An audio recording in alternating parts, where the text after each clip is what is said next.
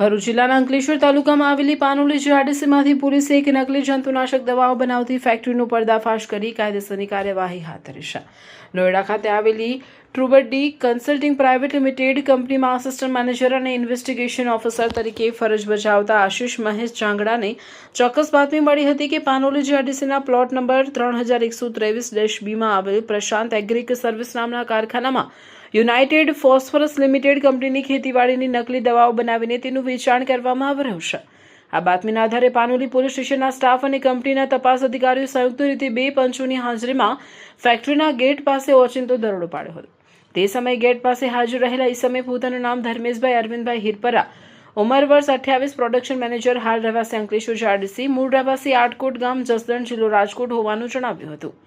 પોલીસે તેની હાજરીમાં કારખાનાની ઝડપી લેતા ત્યાંથી યુપીએલ કંપનીની બ્રાન્ડ નેમ અને સ્ટીકર ધરાવતી ફ્લોનિકેમિડ 50% WG નામની જંતુનાશક દવાનો મોટો જથ્થો મળી આવ્યો, જે કંપનીની અસલી દવાઓની આબેહૂબ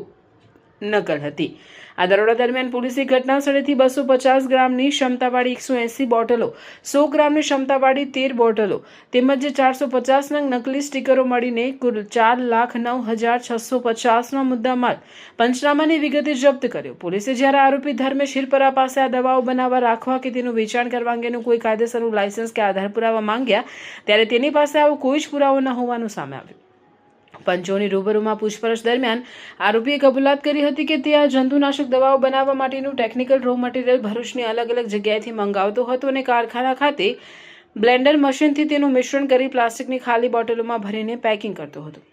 ખેડૂતો જે યુપીએલ કંપની પર અતૂટ વિશ્વાસ રાખે છે, તેમની સાથે છેતરપિંડી કરી કંપનીને મોટું આર્થિક નુકસાન પહોંચાડવાના કૌભાંડ બદલ પાનોલી પોલીસે પ્રોડક્શન મેનેજર ધર્મેશ હિરપરા અને પ્રશાંત એગ્રીક સર્વિસ કારખાનાના મૂળ માલિકો વિરુદ્ધ ભારતીય નાગરિક સુરક્ષા સંહિતાની કલમ 173 અને કોપીરાઇટ એક્ટની કલમ 51, 63 તથા 65 મુજબ ગુનો નોંધી વધુ તપાસ પાનોલી પોલીસ સ્ટેશનના પોલીસ ઇન્સ્પેક્ટર મનીષકુમાર વાલજીભાઈ રાઠોડને સોંપી છે.